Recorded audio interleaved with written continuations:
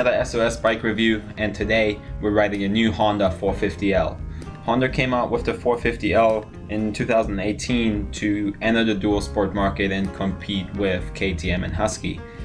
We were really looking forward to kind of swinging a leg over the new 450L and get a better idea of what the bike's all about and let you know what we think about it.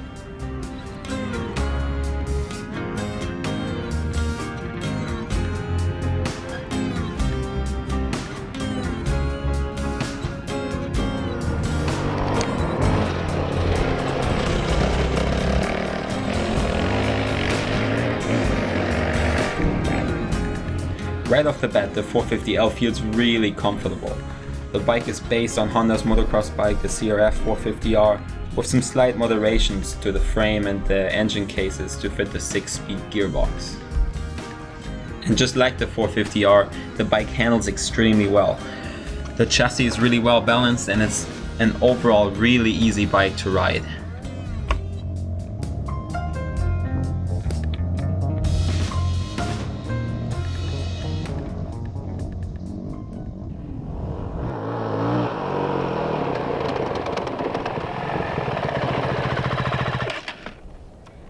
One of the Honda's big issues when you're really going off-road are the tires. They're great on the street, but okay on these fire roads, but once you really want to get into some silky, sandy stuff, you would definitely have to upgrade to some more knobby style tire.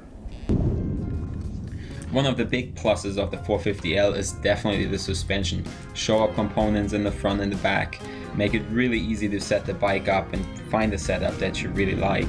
As you can see in some of these clips, we're riding some choppy, worn out fire roads, and especially at higher speeds, the bike handled extremely well and the suspension coped with everything we threw at it. One of the big talking points with the 450L is the power. A lot of people saying that in stock trim it's too slow, too plugged up, too restricted, and personally I have to disagree. I was pleasantly surprised with how peppy and agile the engine was for a bike straight out of the crate. With the frame and the suspension feeling kind of racy, it is easy to forget that it is a street legal dual sport bike and not a race bike. For someone that is looking to add a little power and a little bit of life to the bike, it's really easy to upgrade the pipe and the ignition and just give it a little bit more fire if you want it. Personally, I get to try lots of different bikes all the time, from motocross to enduro to adventure bikes, so I have a pretty good idea of what I'm looking for. With the 450L, we wanted to get some feedback from a rider that is in that customer category that is kind of looking for a dual sport bike. So we asked Scott, who's 63 years old and recently just purchased a Honda, about his thoughts on the new 450L. Hey, this is the new Honda 450L. I have not ridden in over 30 years. Family, work, all that stuff. Went shopping, tried to figure out what was going to be the best buy for me, and well, obviously the Honda won out. Played it. I can ride it on the street, not always have to put it in my truck, ride to the track, ride to the desert, even down in a Baja. We, a couple weeks ago, took a 350-mile ride. I think I was on the bike for 5 days. 350-mile, 2-day ride down a Baja. Thing worked flawless. Actually, I think it saved me more than I could have saved it. It was a great time. The bike handled well. No mechanical problems whatsoever. Fresh out of the box. And super pleased with it. Great ride. I'm happy to have Honda.